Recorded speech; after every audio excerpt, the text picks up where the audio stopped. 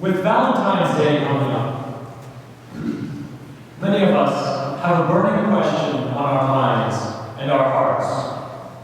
How do we tell someone that we love them? Flowers? Chocolates? Jewelry? Giant stuffed animals that say, "I love you." An important question, to be sure.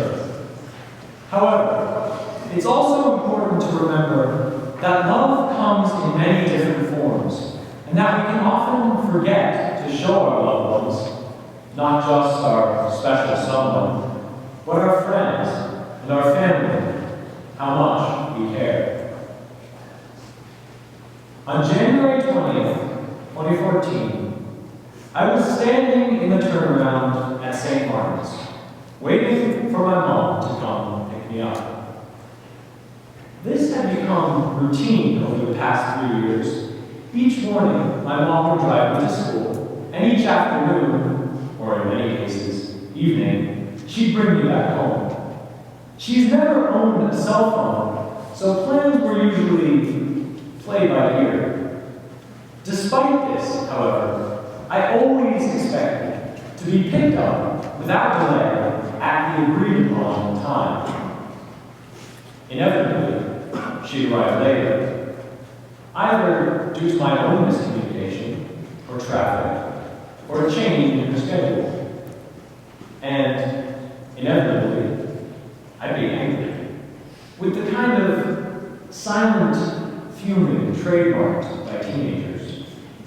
For weeks this went on, and each time she would ask, "How was school?"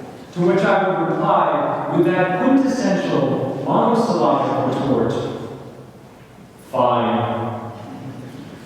Through some strange logic, I had determined that her lateness was somehow deliberate, that she was to blame for whatever traffic or plan mix-up had occurred, and thus I was very justified in venting my stress and anxiety through passive aggression.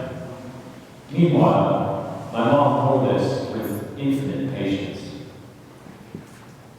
Through it all, I assumed it was my mom's sole duty to fetch me at the appointed time, and if not, to suffer the slings and arrows of sighs and old eyelids. I mean, after all, she didn't understand my struggle. The latest paper, assignment, recitation, or test weighing down on me. These were burdens only I could bear. Anyway, as I waited and waited in the St. Martin's turnaround, the only thoughts on my mind were, I'm going to have so little time to study tonight. I'll probably have to stay up late to get my work done. I can't believe this. Then, 5:45 became 5:45. 5:45 became 6:30. Still fuming, I took out my cell phone and called my dad. He was out with a friend and didn't have his car. He couldn't pick me up. I asked where Mom was and why she was late. He didn't know. Slowly, I began to feel that something wasn't quite right. As I continued waiting, a minivan drove down Manor Road and stopped at the turnaround. A woman I hadn't met before got out and asked, "Are you Dylan?" "Yes."